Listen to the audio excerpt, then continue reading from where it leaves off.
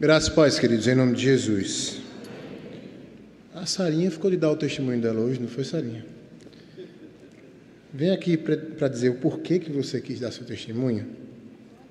Rapidamente, irmãos. Ela ficou tensa depois disso. Cadê? Pronto, pode falar. Graças e paz, irmãos. Eu pensei em falar com o pastor para dar o testemunho, porque no dia ele falou sobre que Deus faz milagres. E também eu ouvi o milagre da nossa irmã Rosângela. É Rosângela? Solange. Isso. Aí eu pensei, eu lembro que aconteceu isso comigo há um tempo atrás. Vou compartilhar com os irmãos da igreja. Amém. Obrigado. Bem, irmãos, ela conversando comigo disse assim: pai, eu só tinha 2 anos. Eu vou dizer o quê? Eu não lembro. Eu sei que aconteceu um milagre, mas eu não lembro. Bem, a Sarinha, aos 2 anos, quando nós estávamos ao 8º mês do Davi, a Sarinha, com cerca de 2 anos, teve uma enfermidade no começo da noite, tosse, vômito e febre. A gente baixava a febre, ela voltava, e assim foi a noite toda. E a manhã toda também, a gente não sabia o que era, ia cuidando, e na hora do almoço a gente levou ao hospital. E quando chegou no hospital, ela estava na fila de espera, o médico passou, olhou para ela e disse: essa menina, venha logo essa menina aqui. E foi ver a Sara, perguntou algumas coisas para a gente, ele chamou a enfermeira e disse: corra com ela para a UTI agora. E só disse para a gente: me sigam. E a gente correu para a UTI e ela foi toda preenchida de aparelhos, de fios e de tudo mais. Lorena com um barrigão de 8 meses, apreensiva, e Sarinha assustada, e eu pensando já o que era que Deus tinha reservado para aquele momento. Eu, desde o começo, estava consciente da soberania de Deus e que qualquer coisa que Deus fizesse seria muito bem feito. E aí o médico, depois que tudo se estabilizou, o médico disse: olha, se vocês demorassem mais 2 horas para trazer a filha de vocês, eu não poderia fazer mais nada por ela. Ela tem um quadro de insuficiência respiratória e insuficiência cardíaca. Ela estava com os lábios roxos, os olhos bem fundos, e ficou 7 dias na UTI. A mãe dormindo com ela em meio àqueles fios, em meio àquelas coisas, com aquele barrigão. E de lá nós fomos enviados para a cidade de Pacajá, na Transamazônica. Isso foi em Tucuruí, no Pará. E lá em Pacajá, a questão piorou. Ela entrou num quadro e a gente foi cuidando e tentando, e o médico chegou para a gente e disse: olha, vocês têm que sair daqui urgentemente, porque ela não vai sobreviver aqui. Eu disse: como é que o senhor chega a essa verificação? Ele disse: olha, o caso dela é para que tenha no máximo 2 crises por ano. Nós já estamos tratando a 9ª crise esse ano. A Sara não vai resistir. E eu coloquei diante do Senhor e disse: Senhor, eu estou na tua obra, estou no teu serviço, e é o Senhor quem me tira e é o Senhor quem me coloca aonde o Senhor bem entender. E, na providência divina, alguém me liga, pastor Elioenai me liga, do Rio Grande do Sul: José, nós estamos precisando de alguém aqui no Rio Grande do Sul e o seu nome é o que vem à minha mente sempre que eu oro. Você pode vir? Eu digo: vou. Nós rodamos 3.400 quilômetros para mudarmos para o Rio Grande do Sul. E eu sempre pedindo a Deus que me orientasse quanto à saúde da Sara, sempre, sempre. E nós passamos perrengues muito grandes, digamos assim, lá no Rio Grande do Sul, com a questão do frio. A casa que nos colocaram não era adaptada não tinha lareira, não era adaptada para fogão de lenha. A gente fazia churrasco para passar o frio. Nós chegamos a passar menos 3 graus lá. Num dia em que eu saí para levar o Davi na escola, que parecia um bonequinho de neve, nem o pescoço mexia de tanta roupa. E quando eu voltei, eu verifiquei por que de 3 horas da manhã o ar-condicionado não aquecia mais o ambiente. É porque a parte externa era uma bola de gelo só, eram menos 3 graus. E a gente foi passando aquilo tudo, e no meio do caminho eu fui percebendo que Sara não tinha mais enfermidade, e Deus me fez lembrar o que o médico havia dito: saia daqui e vá para um lugar frio. Um lugar frio vai fazer bem para ela. E só depois foi que eu fui entender porque Deus tinha me mandado para passar 1 ano só no Rio Grande do Sul. Foi para cuidar da saúde da Sara. Deus nos quer na obra do Senhor, mas Ele também nos deu a família para cuidarmos dela, para cuidarmos uns dos outros. E aí Deus nos traz de volta do Rio Grande do Sul para Garanhuns, que também é friozinho, né? E também ajuda também no cuidado da Sara. E era esse milagre que eu tinha decidido guardar para mim o resto da vida. Aí Sara pediu chorando semana passada para contar a história para vocês. Então foi isso. Hoje Sara não tem praticamente mais nada dessas situações de saúde, são coisas muito leves que em casa mesmo a gente resolve, e eu creio que Deus já curou a Sara e que nós só temos a agradecer pelas bênçãos do Senhor. Louvado seja Deus. Queridos, Tiago, capítulo de número 1, vamos abrir a palavra do Senhor. Tiago, capítulo 1, nós leremos o texto do versículo 5 ao versículo 8. Eu serei breve, nosso tempo se esvai.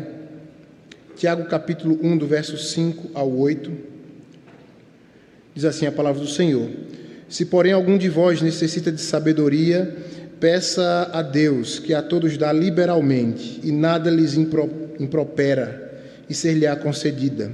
Peça, porém, com fé, em nada duvidando, pois o que duvida é semelhante à onda do mar, impelida e agitada pelo vento. Não suponha esse homem que alcançará do Senhor alguma coisa. Homem de ânimo dobre, inconstante em todos os seus caminhos. Amém. Vamos orar. Deus, nosso Pai, te louvamos por estarmos na tua casa mais uma vez, por vermos aqui a tua mão agindo em meio ao teu povo, resolvendo problemas financeiros, trazendo a vida de onde não se espera, curando enfermidades. Nós louvamos o teu nome, ó Deus, porque a tua graça nos basta, mas ainda assim o Senhor tem sido misericordioso e gracioso para conosco, nos dando essas bênçãos. Muito obrigado, ó Deus, continue a ser assim entre nós, mesmo que não mereçamos, mas por tua graça e tua misericórdia. Abençoa-nos também com a palavra que ouviremos agora, em nome de Jesus. Amém. Queridos, a carta de Tiago é a carta, possivelmente a carta mais prática da palavra do Senhor, junto com os salmos, que são as canções que Israel cantava em momentos os mais variados naquele povo. A carta de Tiago é uma carta escrita pelo meio-irmão de Jesus, um daqueles que o pastor João falou no sermão do domingo. E este meio-irmão, depois de todos os acontecimentos a respeito da pessoa de Cristo, escreve esta carta.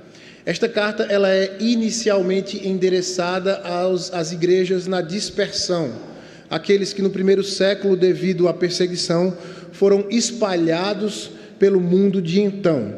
Sendo assim, nós também, além da Bíblia ser viva e eficaz e chegar até nós, naturalmente, todo o texto bíblico ainda hoje, nós também somos alvos desta carta, pois somos resultados desta maravilhosa dispersão. Pastor, uma perseguição é algo maravilhoso? É a perseguição do primeiro século que leva a igreja a outros lugares, a outros patamares, chegando até nós e ainda vai seguir a outros lugares. É um dos meios que Deus usa para que a palavra do Senhor seja expandida e seja espalhada. Tiago se identifica como servo do Senhor, apesar de poder usar de uma autoridade, suposta autoridade de ser meio-irmão de Jesus, mas como servo do Senhor, ele nos traz orientações importantes e práticas para a vida da igreja. Essas orientações são tão práticas que no período da Reforma chegaram a trazer certa confusão na teologia que estava sendo trabalhada naquele momento. O próprio Lutero chega a tratar, no período em que se definem quais são os livros da Bíblia, tirando os apócrifos, chega a tratar a respeito da carta de Tiago, que a carta seria como que uma carta de palha, para dizer, esta carta não tem sustentabilidade, pois naquele período, para aquele momento, para aquele entendimento inicial, a carta era tão prática que chegava a ensinar que a salvação era por obras e não pela graça.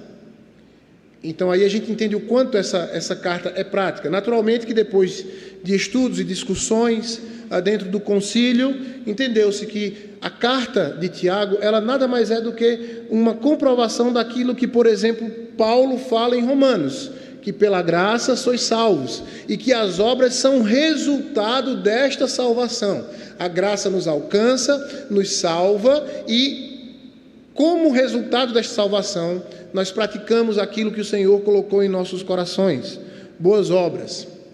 Obras que mostram o quanto servimos ao Senhor, o quanto amamos a Deus de todo o coração, alma e entendimento, e o quanto amamos ao próximo como a nós mesmos. Esta é a carta, a ponto de ouvirmos Tiago dizer que a fé sem obras ela é morta. Você não atesta a sua fé se a sua vida não tiver obras que mostram esta fé que você defende. Pois bem, nos versículos 2 a 4, Tiago vai falar a respeito das provações, de buscar ver as provações aos olhos de Deus, de como elas são benéficas para nossas vidas. E logo após, ele começa no versículo número 5, falando sobre a necessidade de nós, como igreja, pedirmos a Deus por sabedoria, pois muitas vezes nos falta sabedoria.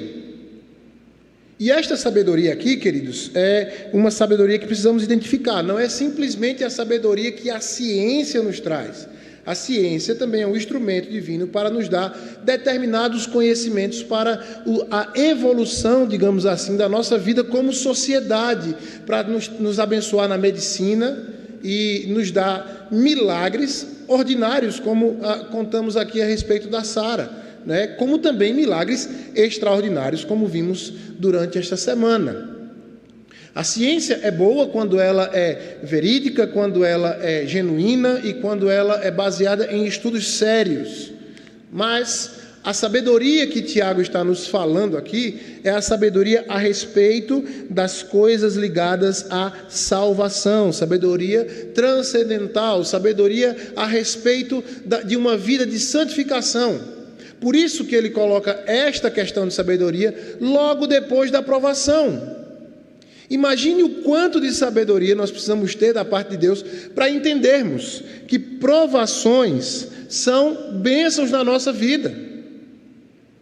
Imagine o quanto de comunhão e conhecimento da parte de Deus eu e você precisamos ter para interpretar as dificuldades que passamos na vida, que muitas vezes sofremos, que perdemos entes queridos, que perdemos bens, que perdemos trabalho, que perdemos tantas e tantas coisas, para que ao fim entendamos, todas as coisas cooperam para o bem daqueles que amam a Deus, porque dele, por meio dele, para ele são todas as coisas, a ele, pois, a glória eternamente, amém, e que em tudo há um propósito, inclusive nas provações. Meus irmãos, tende por motivo de toda alegria o passardes por várias provações, harmonizando-se perfeitamente com o que o apóstolo Paulo vai nos dizer, preso enquanto escreve a Filipos: alegrai-vos sempre no Senhor. Se alguém sente falta de sabedoria, peça a Deus. Como Deus dá essa sabedoria? O versículo vai dizer que a todos dá liberalmente. Esta é uma expressão que é colocada junto a este texto, quanto a Deus dar alguma coisa especificamente. Este liberalmente aqui é interpretado pelos teólogos como sabedoria dada a todo aquele que é salvo e que busca em Deus o conhecimento. Lembre-se que é por falta de conhecimento que o povo do Senhor padece. Deus dá esta sabedoria liberalmente, e tão é liberalmente que o texto vai dizer ainda: e nada lhes impropera. Nada lhes impropera. Na nova versão internacional, o versículo diz assim: se algum de vocês tem falta de sabedoria, peça a Deus, que a todos dá livremente, de boa vontade. Esta expressão impropera, que é traduzida aqui por de boa vontade, é semelhante a dizermos que Deus dá a sabedoria, e esta sabedoria, ela não nos é, eu vou usar uma expressão bem popular, ela não nos é passada na cara. Sabe o que significa passar na cara? É alguém que dá alguma coisa a você e que no primeiro momento ele vai dizer: você tem isso, mas só tem porque eu lhe dei.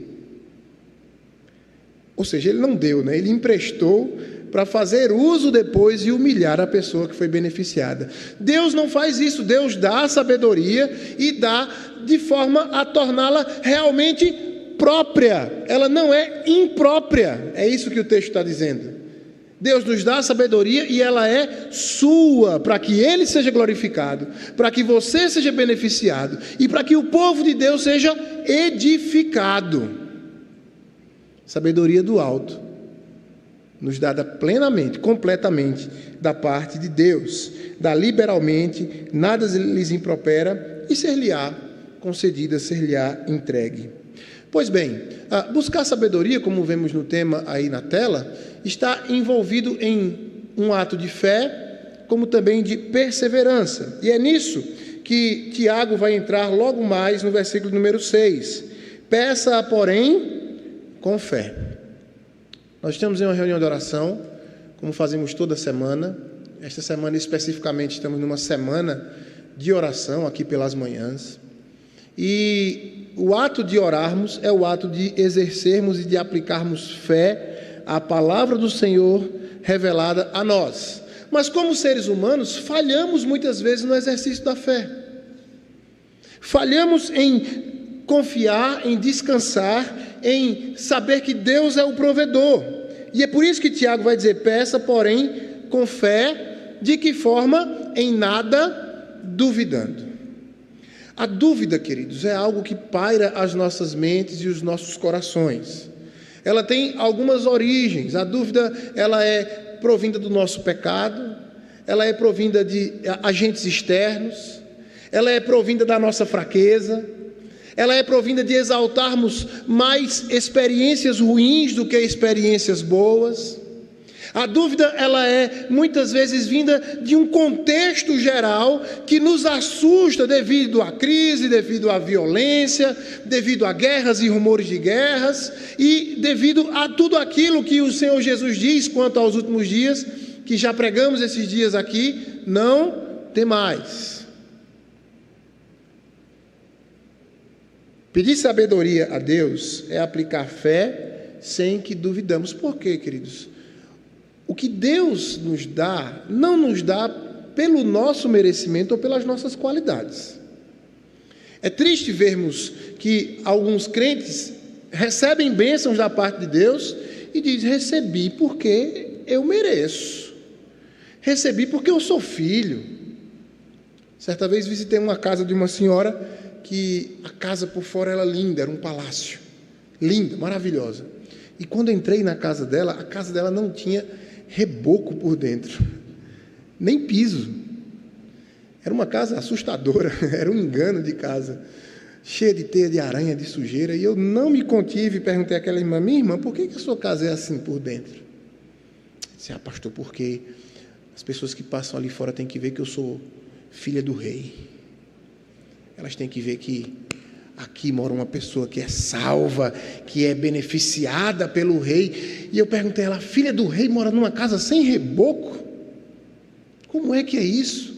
Irmã, humilhai-vos na presença do Senhor, para que em tempo oportuno Ele vos exalte.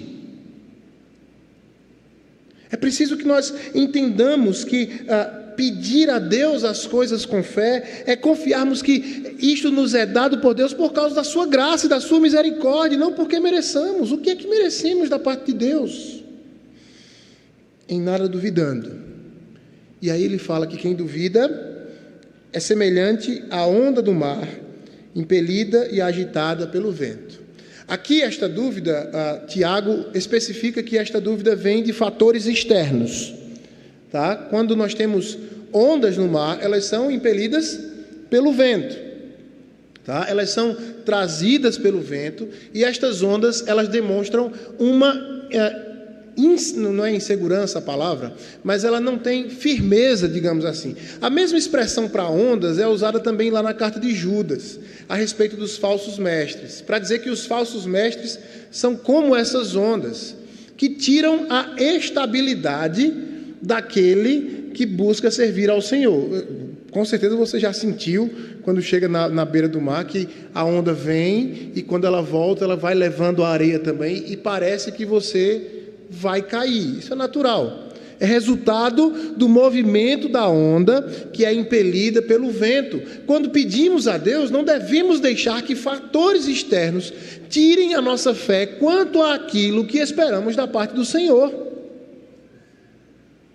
Parece que o mundo todo em crise vai abalar os cuidados de Deus sobre a nossa vida. Deus é a nossa sombra, a nossa direita. Deus não dorme nem dormita no cuidado dos seus. Deus nos ama com um amor imensurável, um amor que não se pode medir, um amor tão grande que Ele cuida de nós absolutamente em todos os momentos. Por isso, quando pedir sabedoria a Deus e quando orar a Deus, que é o que vamos fazer hoje, faça isso com fé, sabendo que pela graça de Deus, Ele pode cuidar de você, independente dos fatores externos, independente de se tudo está caindo ao seu redor, de se todos estão passando dificuldades, de que tudo aponta para momentos ainda mais difíceis. Queridos, o nosso fim é morada eterna, é ruas de ouro, é estar com o Senhor eternamente, num lugar que nem olhos viram, nem ouvidos ouviram, e nem jamais penetrou no coração humano que Deus tem preparado para aqueles que o amam. Apliquemos fé, confiando naquele que dá sabedoria, que dá plenamente, que não nos impropera e nos é concedida. Peçamos a Deus com esta segurança. Ainda no versículo 7, é dito a respeito de um homem que precisa perseverar nesta fé, sem duvidar, e é aí que está a perseverança. E há uma conclusão a respeito destes que pedem com dúvida. Não suponha esse homem que alcançará do Senhor alguma coisa. Você tem colocado pedidos diante de Deus? Você tem se disposto a ajoelhar-se diante do Senhor e colocar em oração todas as suas dificuldades, as suas lutas? Mas entre o decidir e o agir, entre o desejar orar e orar, você tem dito, eu vou orar porque, afinal de contas, eu aprendi na classe de catecúmenos que eu devo orar. Tem um texto da Bíblia que diz que é para orar sem cessar. E Jesus orava, os discípulos oravam, os grandes homens do Senhor oravam, eu vou fazer também, mas vou fazer porque é isso aí. Porque faz parte do combo, acho que foi o pastor Wallace que usou essa expressão, né? Faz parte do combo do cristão orar. É por isso que eu vou orar, vou fazer porque tem que fazer, os outros têm que me ver orando. Se for assim, queridos, não perca seu tempo. Não gaste seu tempo com oração, se for dessa maneira. O que Tiago está dizendo aqui é algo desse mesmo nível. Não suponha esse homem que alcançará do Senhor alguma coisa.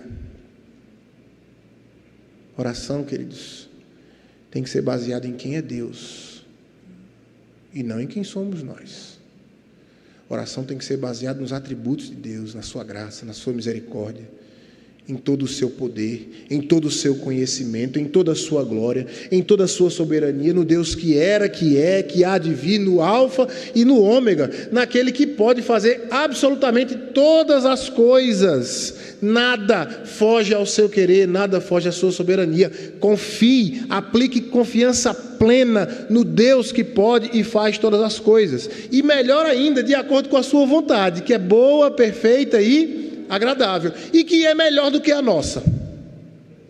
Quando Jesus ensina a respeito de oração, lá no Sermão do Monte, ele diz que pode, por acaso, um filho pedir ao pai um pão e o pai lhe dá uma pedra, ou lhe pedir um peixe, o pai lhe dá uma serpente. Ora, se vós, que sois maus, sabeis dar boas dádivas aos vossos filhos, quanto mais o vosso Pai Celeste. É um texto que está muito próximo do pedir e dar-se-vos-á, buscais e acharei, bateis e abrir-se-vos-á. E que diz, sabe o quê? Que muitas vezes nós estamos pedindo serpentes a Deus e Deus tem peixes a nos dar. E nós estamos achando que são peixes. Que Deus tem pão da vida. E nós estamos pedindo pedras ao Senhor, achando que estamos pedindo pão. Ele sabe todas as coisas. Confie no Senhor e Ele fará aquilo que lhe apraz e que é muito melhor para nós, muito melhor inclusive do que desejamos muitas vezes. Por fim, o texto vai dizer a respeito ainda deste homem: homem de ânimo dobre, inconstante em seus caminhos. O versículo de número 8, na Nova Versão Internacional, vai dizer: é alguém que tem mente dividida, é instável em tudo o que faz. Já viu alguém que faz um projeto e fica mudando no meio do caminho? Não que você não possa mudar um projeto entendendo que há necessidade de mudança, é normal. Apagar tudo que já escreveu e refazer para ficar melhor. Não há problema nisso. Nós precisamos também, muitas vezes, de correção naquilo que planejamos. Mas o que o texto está colocando aqui é que este homem que pede sem confiar é um homem que tem não só esta expressão que está aí colocada, mente dividida, mas que, esclarecendo ainda mais a expressão homem de ânimo dobre, vai dizer que é um homem de dupla personalidade. Esta dupla personalidade se aplica agora vai dar certo, vamos lá em frente.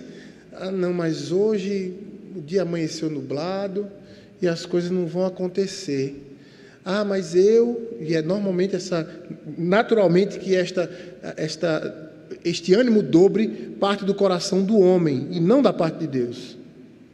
Ele dizer, mas as coisas não estão acontecendo como eu queria, não foi no tempo que eu esperava, não foi da forma como eu desejava, não é aquilo que eu imaginava, nem se monta como eu esperava que fosse montado. Homem de ânimo dobre. Mas amanhã não. Amanhã vai dar certo, e vai dar tudo certo. E assim vai. Querido, se nós confiarmos na nossa própria força, nós vamos ser como esse homem de ânimo dobre, inconstante em seus caminhos, instável em tudo que faz. A palavra do Senhor nos diz que Cristo é a nossa rocha e nele nós estamos firmes. Final do Sermão do Monte vai dizer que quando confiamos em Deus, ouvimos as suas palavras e fazemos o que Ele nos manda, nós somos como casas construídas sobre a rocha e não há tempestade que vá derrubá-la. Ouça a palavra de Tiago nesta noite e molde sua oração à vontade de Deus.